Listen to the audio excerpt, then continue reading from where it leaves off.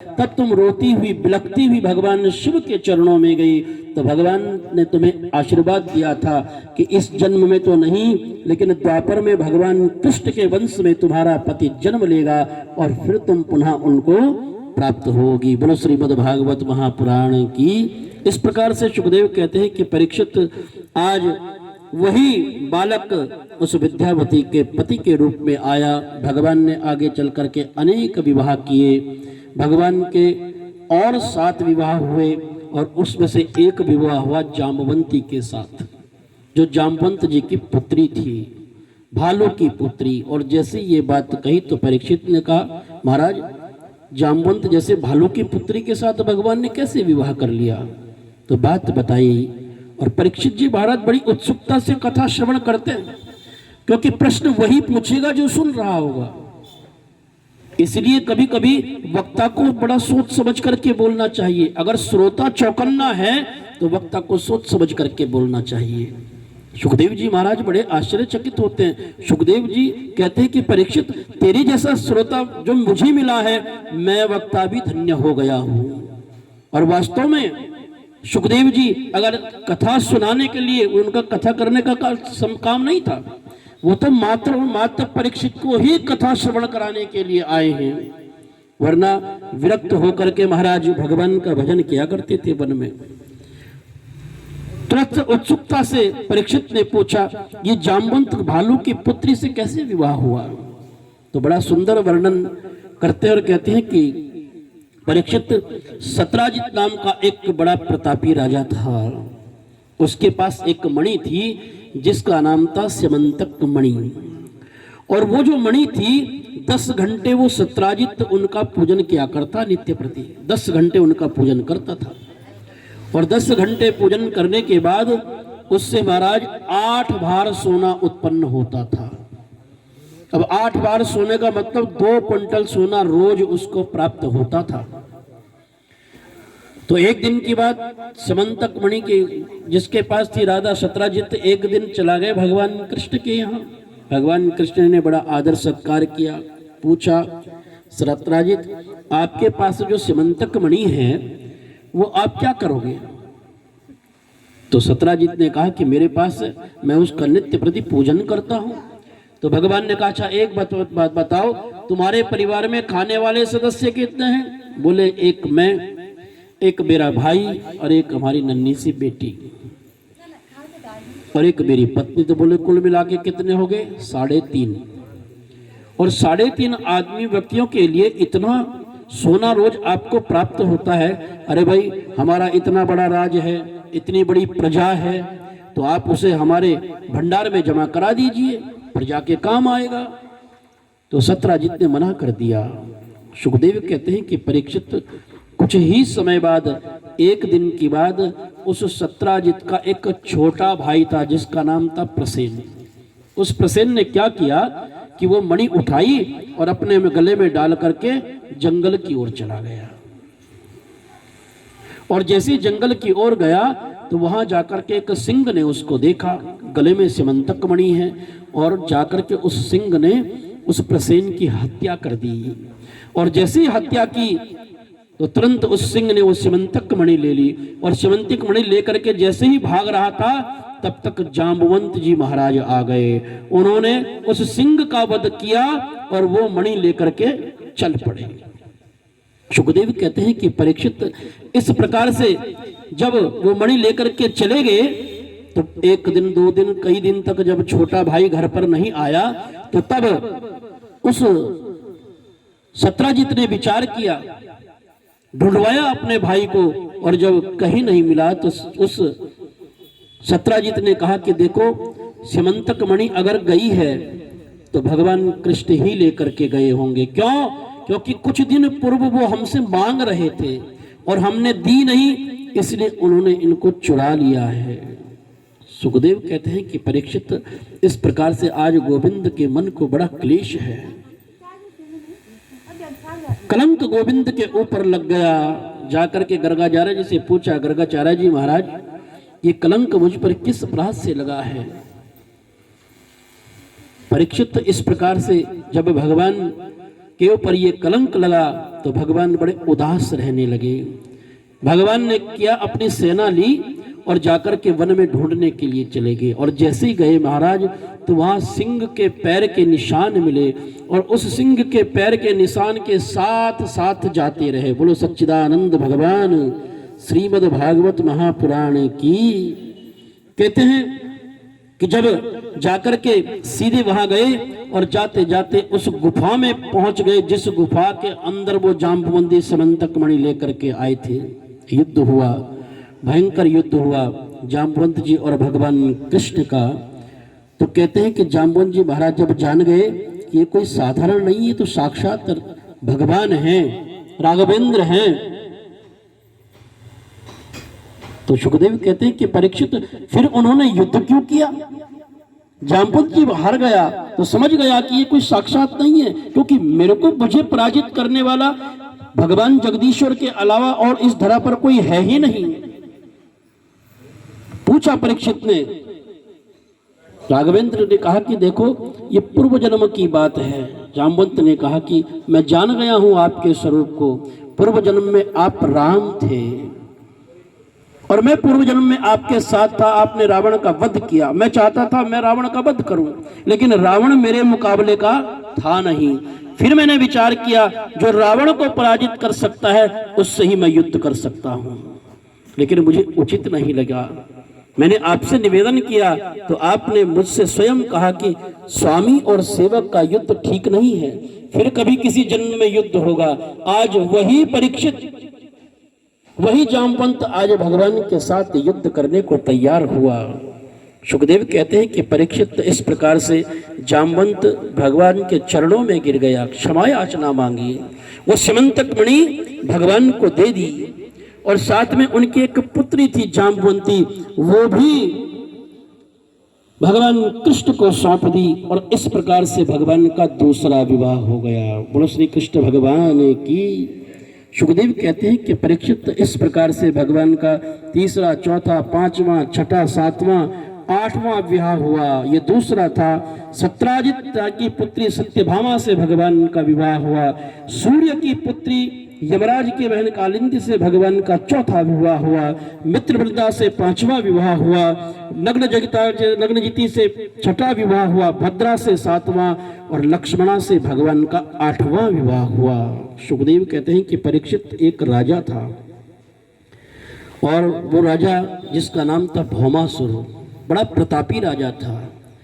वो क्या करता था कि समस्त ग्रामों से जहां भी उसको कोई कन्या दिखती थी उठा करके अपने राज्य में ले आता था, कारागार में बंद किया कर देता था। विचार किया कि जब ये 16,100 हो जाएंगी तो तब मैं एक साथ इनके साथ विवाह कर लूंगा। आज वो 16,100 कन्याएं, बालिकाएं उस भौमासुर के कारागार में बंद हैं। भगवान को जैसे ही ये बात पता लगी, भगवान गए, भौमासुर से युद्ध किया, उसको पराजित करके उन समस्त बालिकाओं को कारागार से मुक्त कर दिया। भगवान के चरणों में गिर गई। हम इतने दिन से इस राजा के कारागार में बंद हैं, अब हमें घर में कौन रखेगा? हम बालिका हैं, घर से अगर स्त्री एक भगवान कृष्ण के चरणों में निवेदन किया, हम कहां जाए? इससे अच्छा तो भौमासुर के यही कारागार में हम ठीक थे। तो भगवान तो आपको पता है बड़े कृपालु हैं, दयालु हैं। भगवान ने कहा कोई बात नहीं। सुखदेव कहते हैं कि परीक्षित उसी दिन से भगवान ने उन 16,100 कन्याओं को अपनी पत्नी बना लिया और अब भगवान के हो गए कितने? 16,108 विवाह। बड़ा सुंदर भाव कर करके कहते हैं कि इस प्रकार से जब 16,108 रानियां भगवान के घर में रहती हैं तो भगवान के भी इतने ही स्वरूप हैं। सब रानियों के साथ तो भगवान रहते हैं। परीक्षित एक दिन की बात, भगवान ने विचार किया कि जो रुक्मिणी है, थोड़ा कम करो यार गूंज जी, हमारी 108 रानियों में सबसे बड़ी, लेकिन मैंने कभी रुक्मिणी के मुखमंडल पर कोई उदासी नहीं देखी, कभी मैंने रुक्मिणी के मुखमंडल पर कोई क्रोध नहीं देखा। कोई किसी प्रकार का अभिमान अहंकार नहीं देगा, क्योंकि बड़े होने का कभी अहंकार भी होता है, अभिमान भी होता है। मैं बड़ी हूँ, सब मेरी तरह दासी की तरह काम करें, मेरा कहना माने, मैं सबसे पहली हूँ। तो भगवान ने आज बड़ा सुंदर विनोद किया। परीक्षित, भगवान का स्वभाव विनोद का है। आनंद लेने के लिए भगवान अनेक प्रकार के विनोद करते हैं, लीलाएं करते हैं। आज भगवान ने बड़ी सुंदर लीला की, और लीला करते हुए भगवान अपने कक्ष में मुंह फुला करके बैठे। और जैसे ही रुक्मिणी भगवान के कक्ष में गई तो भगवान को उदास देखे हुए, और इस प्रकार चेहरे पर उदासी देख करके आज रुक्मिणी ने कहा, स्वामी क्या बात है, क्या मुझसे कोई अपराध हो गया है? क्योंकि मैंने ये आपके चेहरे पे कभी इतनी उदासी नहीं दी। प्रसन्न चित्त रहने वाला हमारा आपका मुखमंडल, जिस मुखमंडल को देख करके समस्त जीव प्रसन्न हो जाते हैं, आज ये उदासी क्यों? क्या मुझसे कोई गलती हो गई? क्या मुझसे कोई भूल हो गई? और जैसी रुक्मिणी ये कह रही थी तो भगवान ने कहा कि देखो रुक्मिणी, तुमसे एक भूल दो भूल नहीं, तुमसे कई भूल हुई है, कई भूल। हाँ, पहली भूल तो तुम्हारी ये है कि तुमने मुझसे विवाह किया क्या? अरे भाई, कितने बढ़िया बढ़िया राजकुमार थे तुम्हारे भाई रुक्मी ने, शिशुपाल जैसा महाराज, उससे तुम्हारा विवाह तय कर दिया था। पहली गलती तो तुमने ये की, राजकुमार को छोड़ करके, और मैं एक समुद्र में रहने वाला, युद्ध से भाग करके डरा हुआ व्यक्ति, भयभीत हुआ व्यक्ति, ये तुम्हारी भूल नहीं है? जिसके माता का पता नहीं, पिता का पता नहीं, परिवार का पता नहीं, उससे तुमने विवाह कर लिया, ये तुम्हारी भूल नहीं है? एक नहीं कई भूल की है। और फिर शिशुपाल कितना सुंदर था, इस धरा पर कितने सुंदर सुंदर राजकुमार हैं, मुझ जैसे काले कलोटे व्यक्ति से तुमने विवाह किया, क्या ये तुम्हारी भूल नहीं? सुखदेव कहते हैं कि परीक्षित, भगवान बोलते चले जा रहे हैं, बोलते चले जा रहे हैं, और जैसे ही भगवान ने रुक्मिणी की ओर मुड़ करके देखा तो रुक्मिणी तो मूर्छित होकर के भूमि पर गिर पड़ी। आज तक प्रभु ने मुझे कभी ऐसा नहीं कहा, ऐसा व्यवहार नहीं दिखाया। अब तो भगवान भयभीत हो गए, अरे बाप रे, ये तो मजाक बहुत महंगा पड़ गया।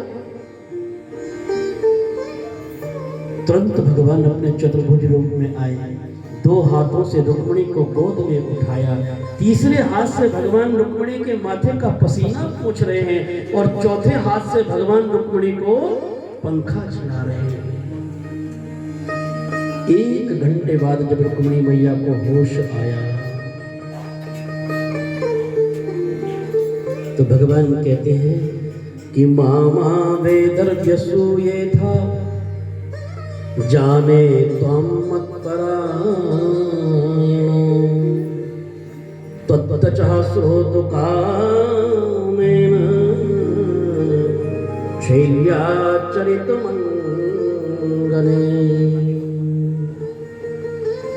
मेरे गोविंद के नेत्रों में आंसू आ गए रुक्मिणी को इस स्थिति को देख करके। रुक्मिणी, मैं तो विनोद कर रहा था, मेरा स्वभाव है विनोद करने का, मुझे आनंद आता है लीलाएं करने में। मैंने विचार किया कि मैंने आपके चेहरे पर कभी क्रोध नहीं देखा, तो आज मैं आपके उस चेहरे पर क्रोध देखना चाहता था। रुक्मिणी हाथ जोड़ करके कृष्ण को कहती है कि आपने ठीक ही तो कहा है, जितनी बात आपने बताई सब अच्छी बताई है। कहा आप साक्षात, आपने कहा कि आपसे मेरा विवाह ठीक नहीं, तो बिल्कुल सही बात है। कहा आप साक्षात परमात्मा जगदीश्वर, और मैं कहा एक आबद्ध नारी, साधारण नारी। मेरा और आपका मिलन तो वैसे भी संभव नहीं है। दूसरी बात, आपने कहा आपके पिता नहीं, माता नहीं, परिवार नहीं, रिश्तेदार नहीं। अरे आप तो साक्षात जगदीश्वर हो, समस्त जगत के पिता आप हो, समस्त जगत के ईश्वर आप हो, समस्त जगत के कल्याण करने वाले आप ही तो हो, सबके कर्ता, सबके हर्ता, सबके भरता आप ही हो।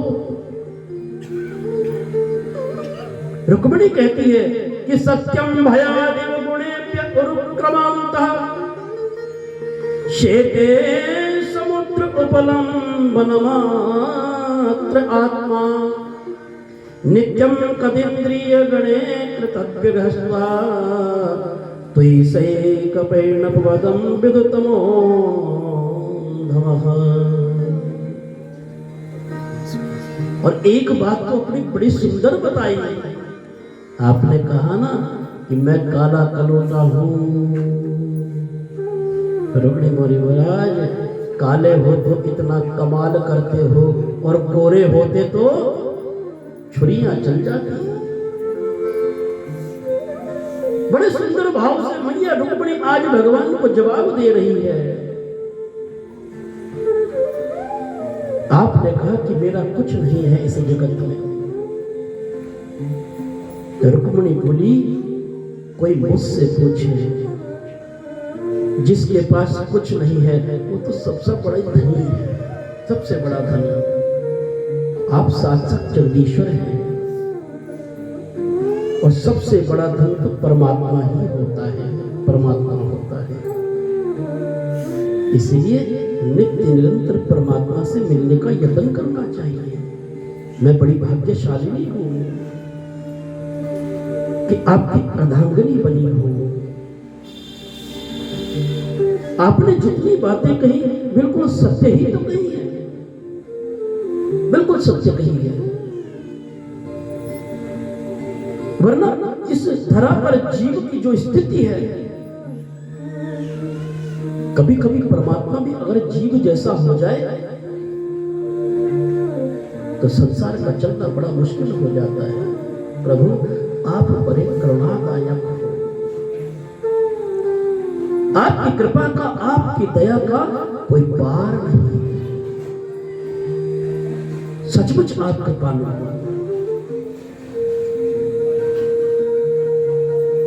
आज भगवान सुनते सुनते सुनते आनंदित हो रहे हैं। भगवान ने विचार किया मैं रुक्मिणी का जो स्वरूप देखना चाहता था, लेकिन आज रुक्मिणी ने मुझे असली स्वरूप दिखाया है। कितनी ज्ञानी है रुक्मिणी, इसकी बुद्धि कितनी शुद्ध है। 16,108 रानी में कितनी शुद्ध बुद्धि वाली है। आज रुक्मिणी ने भगवान के चरणों में नमन किया। प्रभु हम कभी आपसे अलग नहीं होने वाले, हम जन्म जन्मांतर तक आपके साथ रहेंगे और आप हमारे साथ रहेंगे। बड़ी सुंदर स्तुति आज रुक्मिणी मैया कहती है। अब कहती है कि हम तुम्हारे थे प्रभु जी, हम तुम्हारे हम तुम्हारे हो मेरे हम तुम्हारे थे प्रभु जी, हम तुम्हारे हम तुम्हारे हो मेरे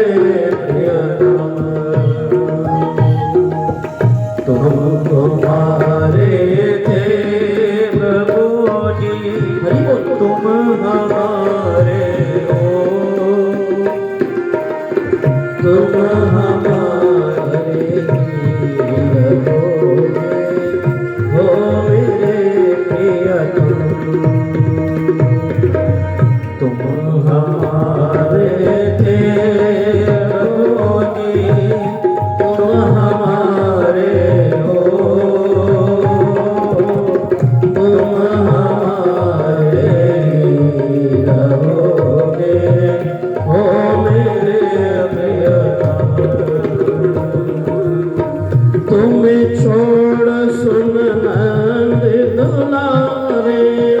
कोई न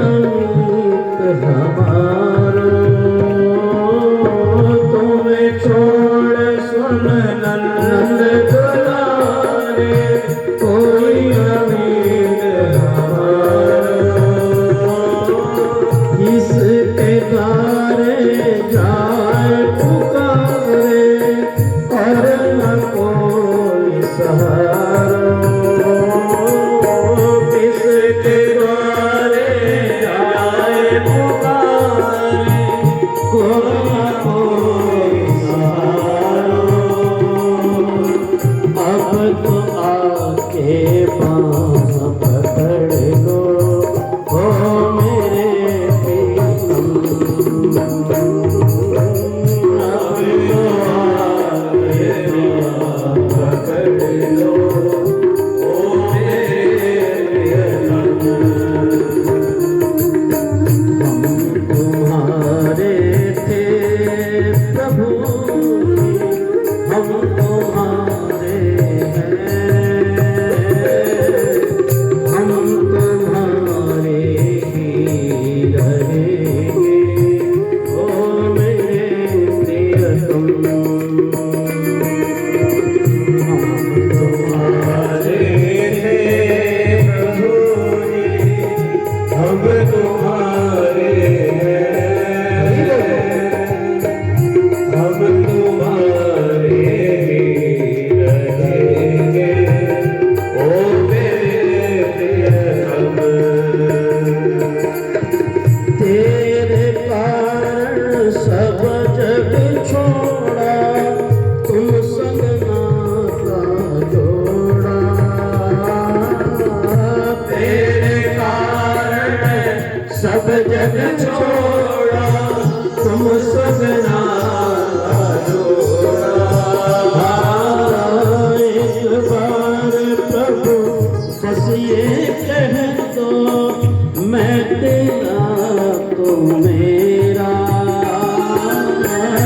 एक बार प्रभु बस ये कह दो मैं तेरा तो मेरा। साँच प्रीत के रीत निभा दो ओ मेरे प्रीतम। साँच प्रीत के रीत निभा दो ओ मेरे प्रियतम। हम तुम्हारे थे प्रभु हम तुम्हारे हैं हम तुम्हारे ही रहेंगे ओ मेरे प्रियतम।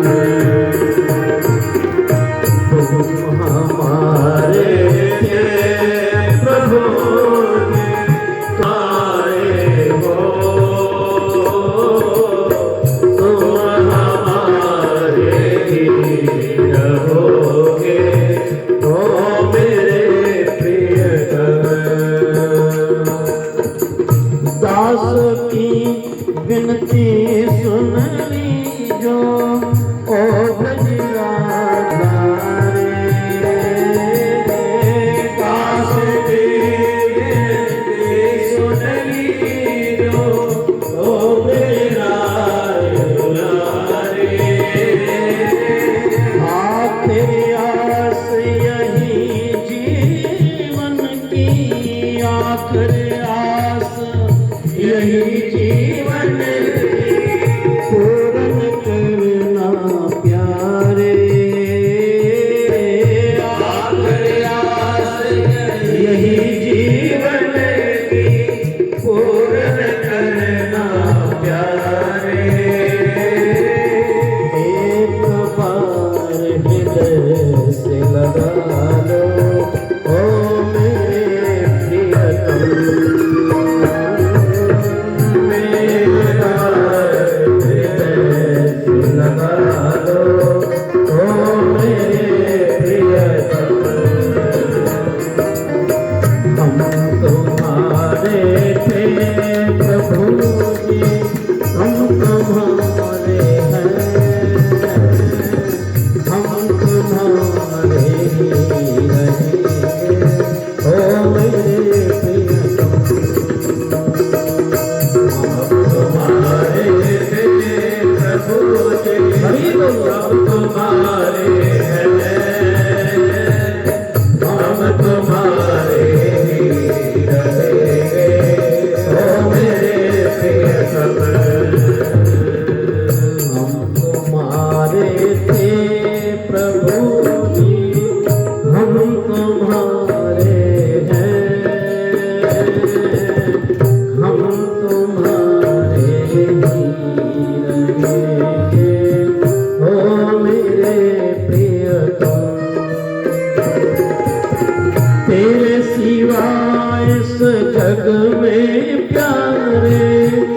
कोई नहीं है मेरा, तेरे सिवाय से जग में प्यारे कोई नहीं है मेरा। श्वास श्वास में जपता रहूं अब नाम प्रभु मैं तेरा। श्वास श्वास में जपता रहूं मैं नाम में प्रभु जी तेरा।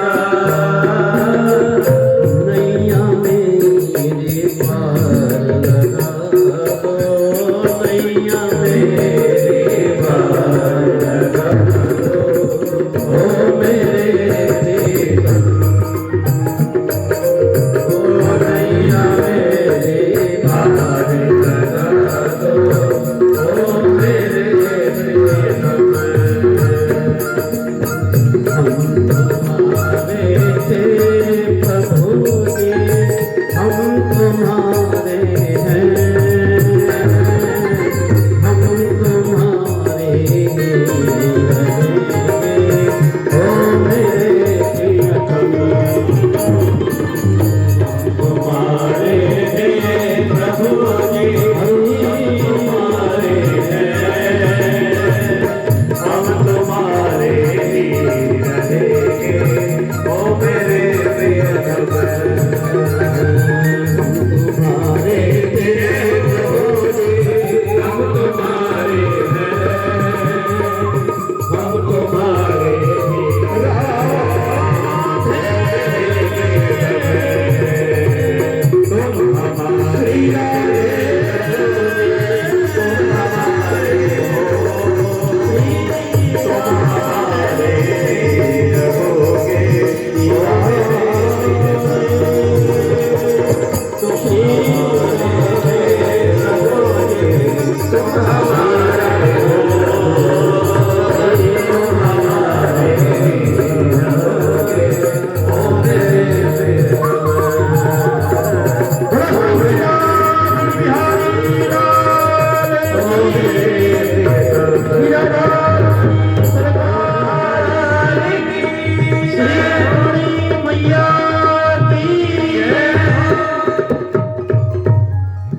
आज भगवान के चरणों में अपना भाव मैया रुक्मिणी ने रखा। प्रभु जन्म जन्मांत तक आपका और हमारा साथ बना रहेगा। सुखदेव कहते हैं कि परीक्षित, भगवान की अनंत लीलाएं हैं, भगवान बड़े परोपकारी हैं, बड़े दयालु हैं और इस जगत में वो सबका ध्यान रखते हैं। हाँ परीक्षित, भगवान के एक मित्र हैं जो बाल सखा हैं भगवान के बचपन के।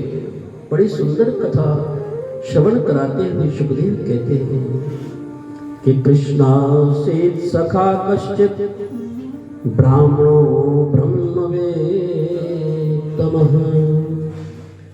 विरक्तान्द्रियार्थेषु प्रशान्तात्मा जितेन्द्रिय। भगवान के एक बचपन के मित्र हैं, ब्राह्मण है, विरक्त, किसी से रखती नहीं, जितेंद्रिय, सब इंद्रियां वश में है। इंद्रियों के वश में नहीं, इंद्रियां उनके वश में है। प्रसन्नता, और इंद्रियां जिसके वश में होगी उसकी आत्मा तो हमेशा प्रसन्न रहती ही रहती है।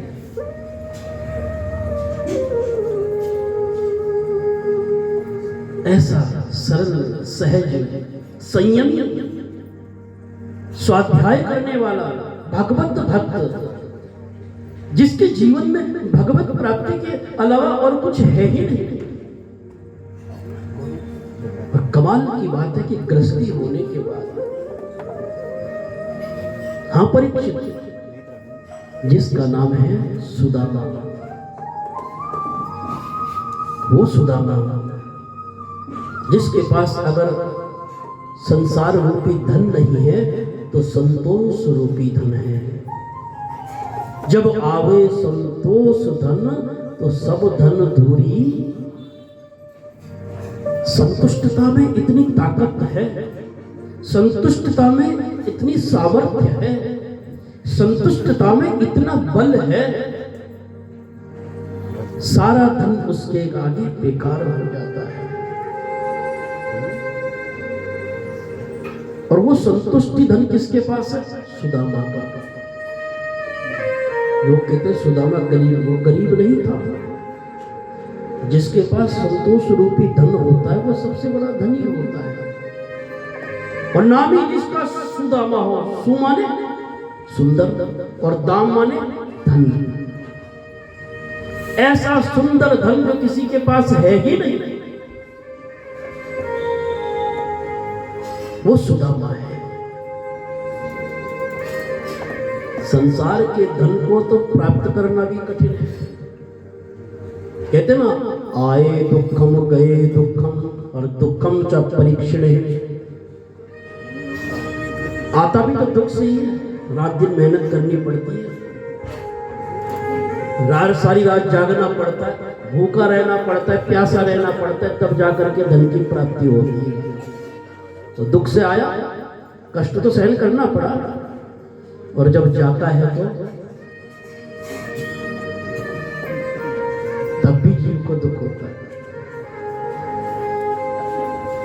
और पास में रहे तो उसकी सिक्योरिटी महाराज परीक्षणे च दुखम, घर में रखे तो भय, बैंक में रखे तो भय, किसी को दे दे तो भय। तो आए दुखम गए दुखम और दुखम चा परीक्षण। ऐसे धन का क्या करना? धन तो वो श्रेष्ठ है जो सुदामा के पास है। नित्य प्रति अपने नियम संयम में लिप्त रहता परीक्षित एक पत्नी है जिसका नाम है सुशीला। वो भी बड़ी शांत स्वभाव की है, सात्विकी है। सुदामा जी ने जला करके दे दिया, बना करके खा लिया। वो जानती थी कि सुदामा संसार के चक्कर में आने वाला नहीं, इसलिए संसार के चक्कर में आने के लिए कभी सुदामा को उसने प्रेरित भी नहीं किया। घर की स्थिति ये थी, दूसरे तीसरे दिन भोजन प्राप्त होता था। 3-3 दिन 4-4 दिन में सुदामा का भोजन बनता था। परीक्षित ऐसे साक्षात जगदीश्वर के परम मित्र जानते हुए भी सुदामा जानते थे मेरा जो मित्र है वो द्वारिकाधीश है, बहुत बड़ा राजा है, लेकिन कभी मन में ऐसा भाव नहीं आया कि जाकर के मित्र की यहाँ कुछ सहायता मांग ली जाए। कभी भाव नहीं आया। लेकिन घर में पत्नी जो होती है ना, वो सब कुछ सहन कर सकती है, लेकिन भूख से बच्चों को बिलखते हुए नहीं देख सकती। आज नन्हे नन्हे बच्चे सुदामा को कई दिन से भोजन नहीं बना, भूख से बिलखते हैं, मैया भूख लगी है। हाँ बेटा, बस पिताजी आते ही होंगे।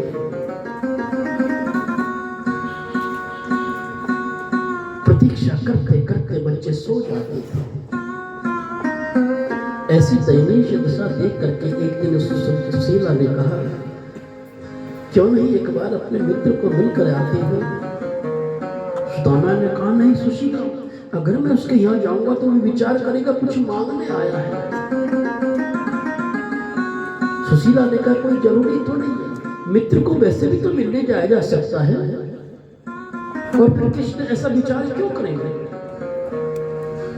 सुशीला जानती है कि अगर ये सुदामा जाएंगे तो भगवान कृष्ण खाली भेजने वाले नहीं हैं, कम से कम 2 रोटी का कुछ तो यत्न बनेगा। आज सुदामा जी ने सुशीला की बात मानी। बोले, मित्र के घर जाओ तो फिर घर खाली कैसे जाओ? मेरे पास तो कुछ भी ले जाने के लिए नहीं है। तो सुशीला तुरंत गई, आस पड़ोस से 5 मुट्ठी चावल लेकर के आई और उन 5 मुट्ठियों को 5 अलग अलग पोटलियों में बांध दिया। धोती का पल्लू फाड़ा, उनमें बांध दिया और कहा कि देखो ये जाकर के दे देना। विचार किया, जब भगवान इन पोटलियों को देखेंगे, मैली कुचैली धोती में बंधी हुई इन पोटलियों को देखेंगे, 5 अलग अलग रंग के चावलों को देखेंगे, जिसमें कोई साबुत है, कोई कड़की है महाराज, कोई आधा है, समझ जाएंगे सारी स्थिति। चलिए आज सुदामा जी महाराज, सुदामा जी महाराज के मन में कुछ लोभ नहीं है, बस एक इच्छा है कि आज मुझे मेरे मित्र कृष्ण के दर्शन हो जाएंगे। हाँ परीक्षित चली जा रहे हैं नंगे पैर, छड़ी हाथ में लेकर के कि भूख लगती है, प्यास लगती है, जिंदगी में अब उदास लगती है। भूख लगती है, प्यास लगती है, जिंदगी भी आज उदास लगती है। चलते चलते थक गए महाराज, अभी न जाने कितनी दूर जाना होगा। कैसे आऊं मैं द्वारका तेरी, आज आस भी निराश लगती है। चले जा रहे हैं,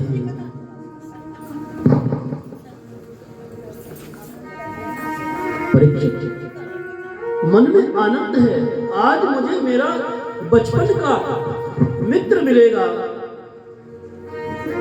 कितना आनंद आएगा। और कहते कि मार्ग में एक नदी थी, विचार किया यहां तक तो मैं आ गया, आगे कैसे जाऊंगा।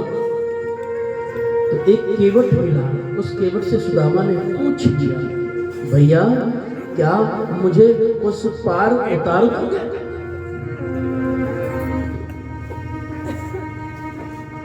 बोले कहाँ जाना है? बोले उस पार जाना है। तो केवट ने कहा कोई बात नहीं, हमारा तो यही काम है। बैठ गए आज नाव में। सुखदेव कहते हैं कि परीक्षित जैसे ही नाव में बैठे, उस ब्राह्मण की दयनीय स्थिति देख करके केवट ने कहा कि भैया मेरे पास आपके उतराई देने के लिए कुछ नहीं है। केवट ने कहा कोई बात नहीं पंडित जी, आप जैसों को तो हम ऐसे ही तार देते हैं। बोलो श्रीमद् भागवत महापुराण। और बंधुओं, सुखदेव परीक्षित को बता रहे हैं कि परीक्षित ये कोई और नहीं, साक्षात जगदीश्वर आज केवट बन करके आए हैं। नाव चल रही है, केवट बार बार सुदामा के मुख मंडल की ओर देख करके मुस्कुराए जा रहा है। सुदामा ने कहा एक बात बता भैया, ये मुझे देख कर बार बार टुकुर टुकुर क्या देखते हो और ये मुस्कुरा क्यों रहे हो? मेरी हंसी उड़ा रहे हो? बोले नहीं, हंसी नहीं उड़ा रहा। आपने कहा ना द्वारिकाधीश से मिलने जाना है, तो मैं ये विचार कर रहा हूँ कहाँ वो द्वारिकाधीश और कहाँ आप। क्या उसका कोई ऐसा मित्र हो सकता है? तो सुदामा ने कहा देखो भैया, वो किसी के कपड़े नहीं देखता, वो किसी के आभूषण नहीं देखता, वो तो भाव देखता है। मेरा द्वारिकाधीश भाव देखता है, वो संसार की चीजें नहीं देखता। सुखदेव कहते हैं कि परीक्षित जैसे ही आज कृष्ण के द्वार के पास सुदामा जी पहुंचे और जाकर के उन द्वारपालों से कहा भैया क्या द्वारिकाधीश का महल यही है? बोले हाँ हाँ, बोलो क्या बात है? तो परिचय किया कि शीश पगान जगा तन पे, प्रभु जाने को आए बसों के ही ग्राम कि धोती फटी सिलटी दुपट्टी और पाया उपासन को नहीं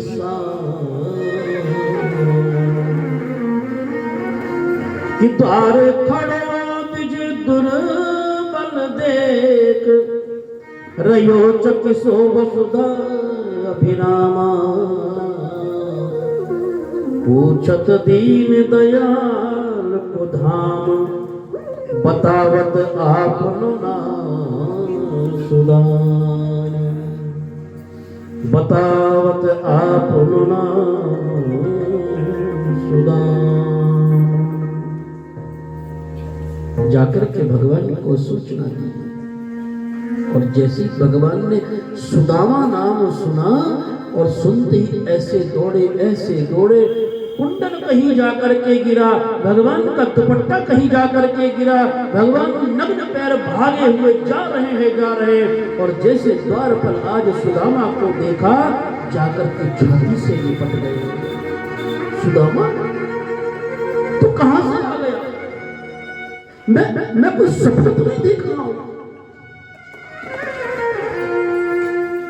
उठा करके सीधे महल के अंदर आए और जैसे सुदामा को स्थान पर महाराज आसन पर विराजमान किया। आज भगवान सुदामा को निहार रहे हैं और निहारते हुए कह रहे हैं कि क्या दशा है तेरी कि देखी सुदामा की दीन दशा करुणा करके करुणा निधि रोए पानी परात को हाथ छुयो नहीं नैनन के जल सो पग धो। क्या भगवान भक्त से इतना प्रेम करता है? आज भगवान ने एक स्वर्ण का थाल बनाया, सुदामा के चरण उसमें रखे और किसी जल से नहीं, सुदामा के मित्र की दशा देख करके भगवान के नेत्रों से इतना जल बह रहा है कि उसी जल से भगवान सुदामा के पैरों का प्रक्षालन कर रही है। और परीक्षित पैरों का प्रक्षालन करके पता क्या भगवान ने उन पैरों के जल से धुए जल से उसको पी गए। राज सिंहासन पर बिठाया, पैरों को पूछा, सम्मान किया। मित्र कहां थे इतने दिन? सुदामा भगवान की इस ऐश्वर्य को देख करके बड़े आश्चर्यचकित हुए। सुदामा बोले, कृष्ण तेरे इस ऐश्वर्य को देख करके मुझे बड़ी प्रसन्नता है। और बंधुओं, मित्र के या दूसरे व्यक्ति के ऐश्वर्य को देख करके जो प्रसन्न होता है उसी को बोलते हैं प्रसन्नात्मा। गोविंद ने बड़ा सुंदर कर दिया। अरे कैसी बात करते हो सुदामा कि विप्र प्रसाद धरणी धरो हम, विप्र प्रसाद कमला धरो हम, विप्र प्रसाद धरणी धरो हम, विप्र प्रसाद कमला धरो हम, विप्र प्रसाद अजित को हम, विप्र प्रसाद अजित को हम, विप्र प्रसाद मम राम राम, विप्र प्रसाद मम राम राम। सुदामा, ये आप ब्राह्मणों का ही प्रताप है। जो भी मेरा ऐश्वर्य दिख रहा है ये सब तुम्हारे जैसे ब्राह्मणों का प्रताप है। सुखदेव कहते हैं कि परीक्षित भगवान ने सुदामा का बड़ा भव्य स्वागत किया, भव्य स्वागत किया, धूप दीप से स्वागत किया जा रहा है महाराज। और भगवान की पत्नियां सारी आकर के बैठ गई। इतना भव्य स्वागत आज तक द्वारिकाधीश ने किसी का किया ना। सारा परिवार भगवान का आकर के बैठ गया। सुंदर भोजन की थाली आई महाराज, और भगवान स्वयं अपने हाथों से आज सुदामा को भोजन करा रहे हैं। और पता क्या कर रहे हैं, सुदामा नेत्रों में आंसू बह रहे हैं भगवान के। उस सुदामा की स्थिति को देख करके मेरे होते हुए मेरे मित्र की ये स्थिति, मेरी ये स्थिति। और कहने लगे कि तू कहाँ था, क्या तुझे पता नहीं तेरा मित्र द्वारिकाधीश है, तूने मुझे क्यों नहीं याद किया। और कहने लगा बताओ मेरे यार सुदामा रे, घना दिना में आया। बताओ मेरे यार सुदामा रे, भाई घना दिना में आया। बताओ मेरे यार सुदामा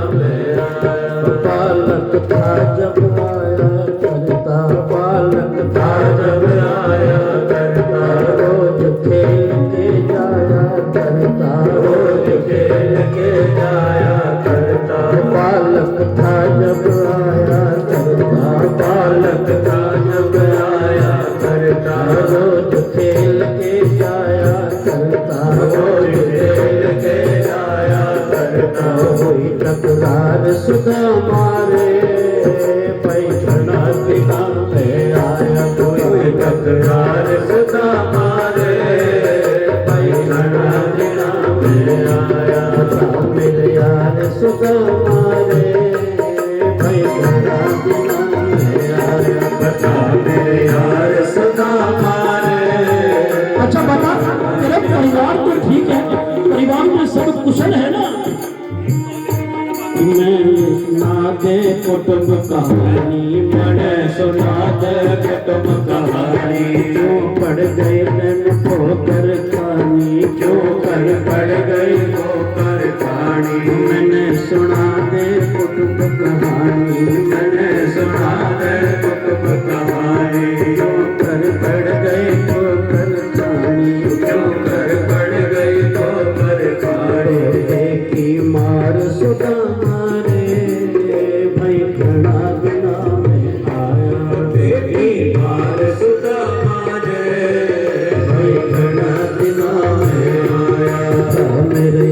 सुदामा रे, भाई घना दिना में आया। बता मेरे यार सुदामा रे, भाई घना दिना में आया। बता मेरे यार सुदामा रे, भाई घना दिना में आया। बता मेरे यार सुदामा रे, भाई घना। अब एक मित्र दूसरे मित्र से क्या पूछता है, अच्छा बता भाभी ठीक है, दिल से तो है, और तू पहले तो बड़ा मस्त रहता था यार, खूब मोटा ताजा था, ऐसा हो गया सुन के, क्या बात है, सब ठीक तो है।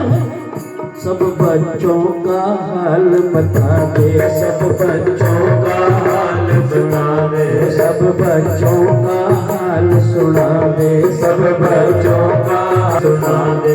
किस रानी की बात बता दे, किस रानी की बात बता दे। क्यों गया हाल सुदामा रे, भाई घना दिना में आया।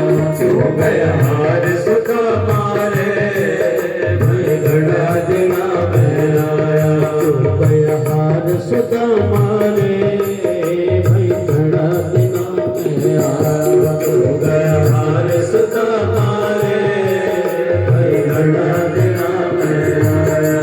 मेरे यार सुदामा रे, भाई घना दिना में आया। बता मेरे यार सुदामा रे, भाई घना दिना में आया। पहले तो भगवान ने सिंहासन पर बिठा दिया अपने, और भगवान बैठे एक तख्त पे।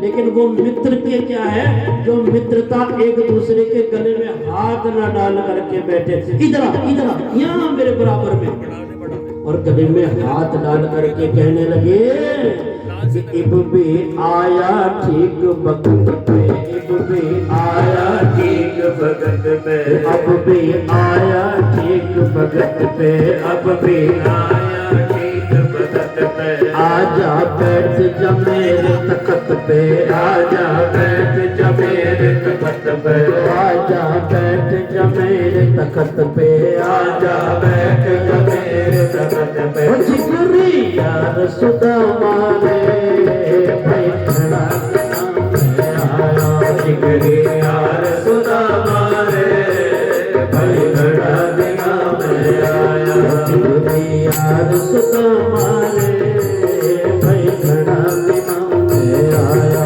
जिगरी यार सुदामा रे भाई खड़ा दिना में आया। बता मेरे यार सुदामा रे भाई खड़ा दिना में आया, बता मेरे यार सुदामा रे भाई खड़ा दिना में आया। अच्छा, तुझे पता नहीं था मैं द्वारिकाधीश हूँ, तुझे मुझ पर इस समय विश्वास नहीं था कि मैं तेरी कुछ सहायता कर देता। अरे पहले आता तो मैं तेरी ये दशा न देख पाता, मैं तुझे अपने जैसा देखना चाहता हूँ। चाहिए था तन पहले आना, चाहिए था तन पहले आना, चाहिए था तन पहले आना, चाहिए था तन पहले आना। दुख नहीं पड़ता तने उठाना, दुख नहीं पड़ता तने उठाना, दुख नहीं पड़ता तने उठाना, दुख नहीं पड़ता तने उठाना। क्यों भूला प्यार सुदामा रे भाई खड़ा दिना में आया, भूला प्यार सुदामा रे भाई खड़ा दिना में आया।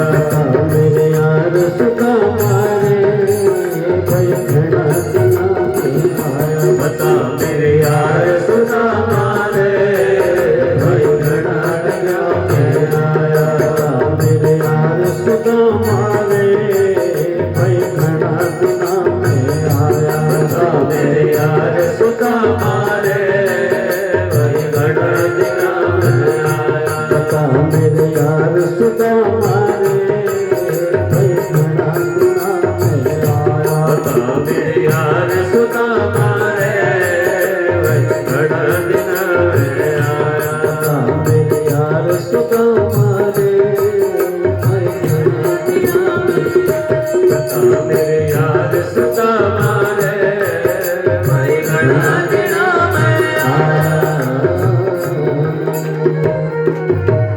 और जैसे महाराज भोजन पा रहे हैं तो कह रहे हैं कि देखो इतनी देर में भोजन कराऊं, और सब अपनी पत्नियों कहा कि आकर के प्रणाम करो। ये मेरे बचपन के सखा हैं, ये ब्राह्मण हैं, और ब्राह्मण हैं और ये तुम्हारे जेठ जी लगते हैं।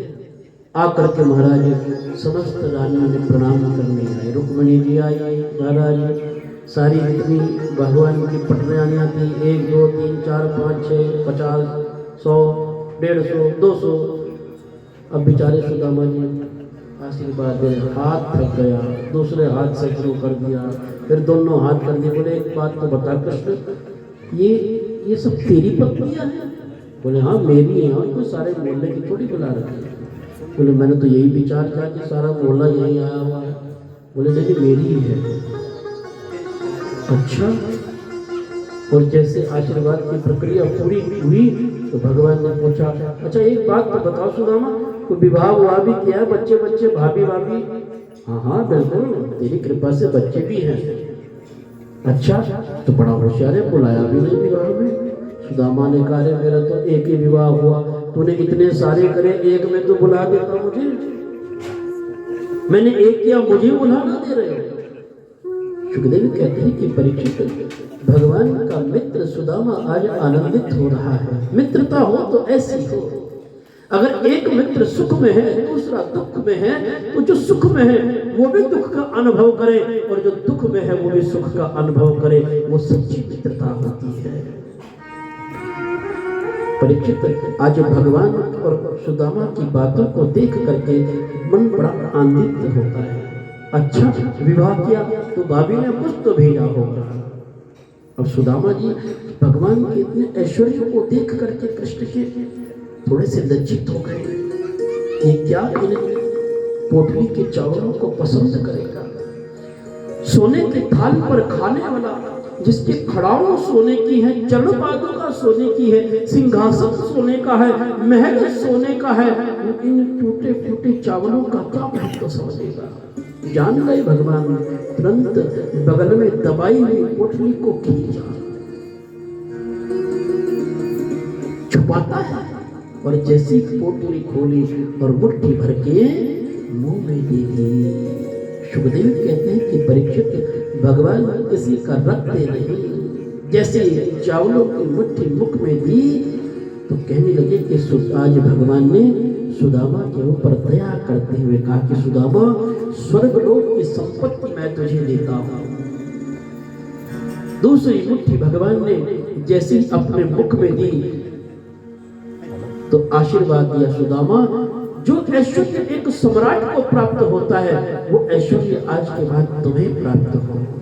तीसरी मुट्ठी उठाई और जैसे मुख में देने वाले थे तो रुक्मिणी मैया सब कुछ देख रही थी।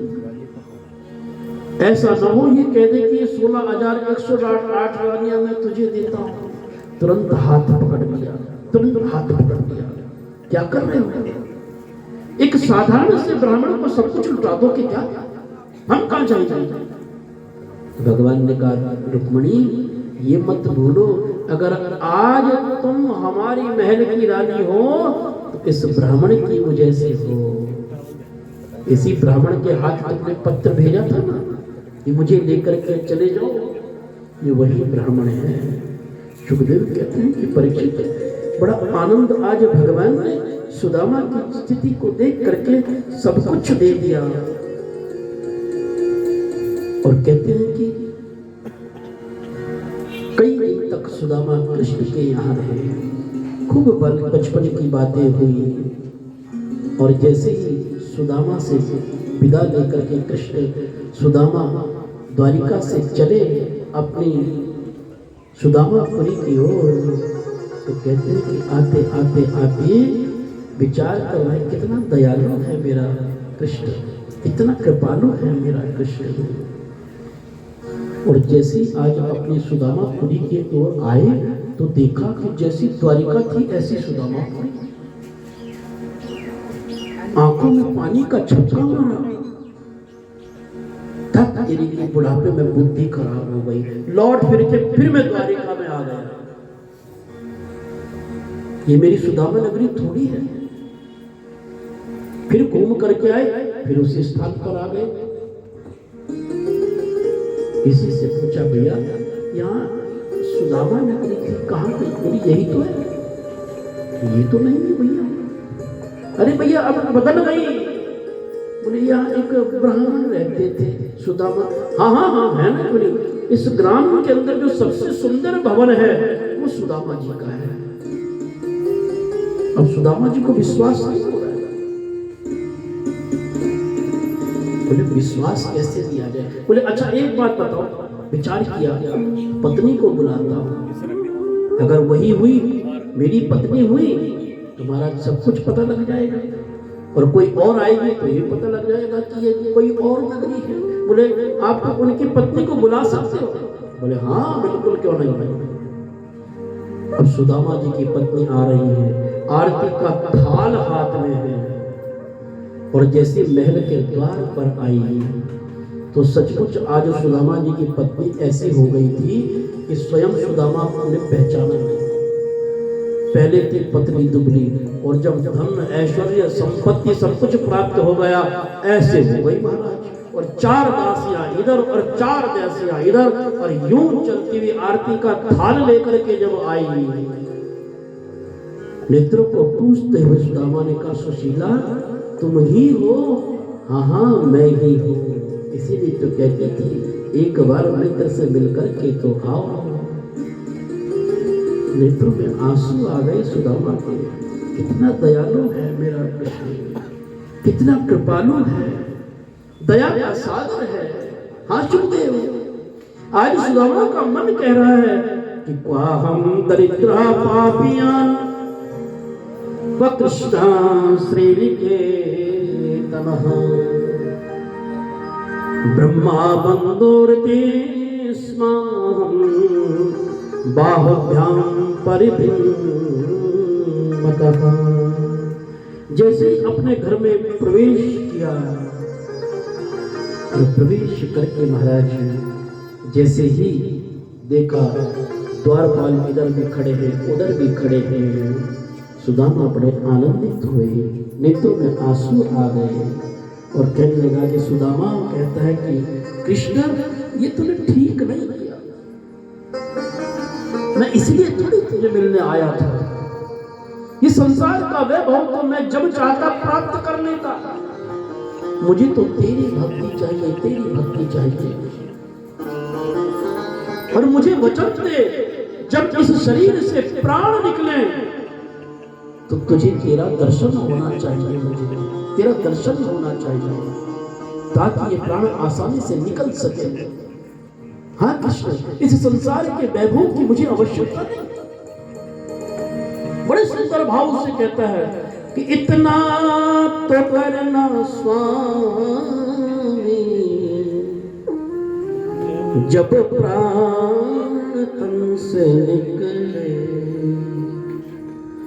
इतना तो करना स्वामी, जब प्राण तन से निकले, इतना तो करना स्वामी, जब प्राण तन से निकले।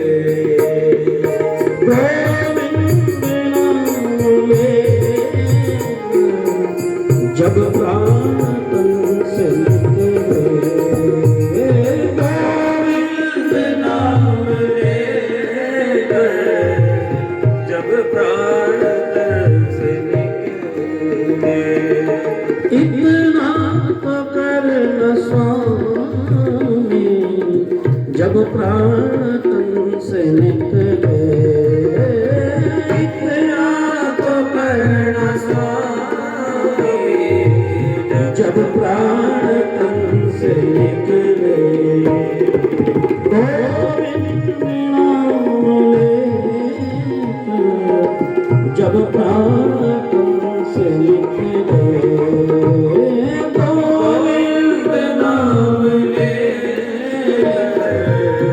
जब प्राण तन से निकले, इतना तो करना स्वामी, जब प्राण तन से निकले, इतना तो करना स्वामी, जब प्राण तन से निकले, इतना तो करना स्वामी, जब प्राण तन से निकले, इतना तो करना स्वामी, जब प्राण तन से निकले। श्री गंगा जी का तट हो, यमुना का वंशी बट हो, श्री गंगा जी का तट हो, यमुना का वंशी बट हो, श्री गंगा जी का तट हो, यमुना का वंशी बट हो, श्री गंगा जी का तट हो, यमुना का वंशी बट हो, मेरा सावरा निकट हो, मेरा सावरा निकट हो, जब प्राण तन से निकले, मेरा सावरा निकट हो, जब प्राण तन से निकले, इतना तो करना स्वामी, जब प्राण तन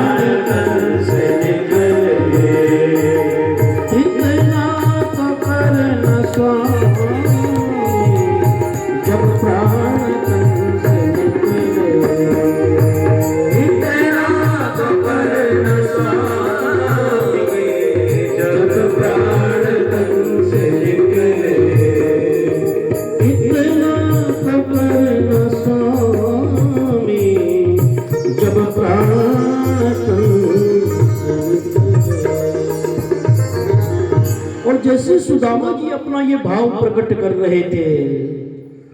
तो कहते वहां पर सारे ग्रामवासी आकर के इस भाव को श्रवण करने लगे। जब सुदामा गा रहे थे तो सबने पूछा एक दूसरे से, ये किसके बारे में बात कर रहे हैं, किसके ये कह रहे हैं, कौन किसके उपासक है? अरे बोले द्वारिकाधीश है, द्वारिकाधीश, वो इनके सगा है, मित्र हैं। अच्छा अच्छा अच्छा, वो द्वारिकाधीश जो वृंदावन धाम में है, जिनका स्थान, जो वृंदावन धाम में जिनकी झांकी देखने को मिलती है, वो साक्षात सुदामा के मित्र हैं। बोले हाँ। ओहो, जिस वृंदावन धाम में जाकर के उस झांकी को देख करके इतना मन आनंदित होता है, साक्षात अगर देखा जाए तो कितना आनंद आएगा। दो सखियां खड़ी थी, तुमने देखा है? हाँ हाँ देखा है ना। और जैसी वृंदावन धाम का वहां वार्तालाप हुई तो कहते हैं कि सबके मन में एक ही उत्सुकता थी। वो सखी बोली चलो चलो अभी चलते हैं वृंदावन धाम। अरे बोले अभी तो होकर के आई थी, इतनी जल्दी क्या है? बोले नहीं नहीं, वो तो धाम ही ऐसा है, वो झांकी ऐसी है, जब से मैंने उसका दर्शन किया है ना, तब से मेरे हृदय में वही झांकी विराजमान है, वही झांकी विराजमान है। अरे बोले उस दिन 1 घंटे तक हम वहां देखते रहे, झांकी का दर्शन करते रहे, तेरी तृष्णा नहीं मिटी? तो पता क्या बोली कि मैंने उनको देखा उतना जितना देखा जा सकता था। 1 घंटे में मैंने उनको देखा इतना कि जितना देखा जा सकता था, मगर तुम ही बताओ इन 2 आंखों से कितना देखा जा सकता था।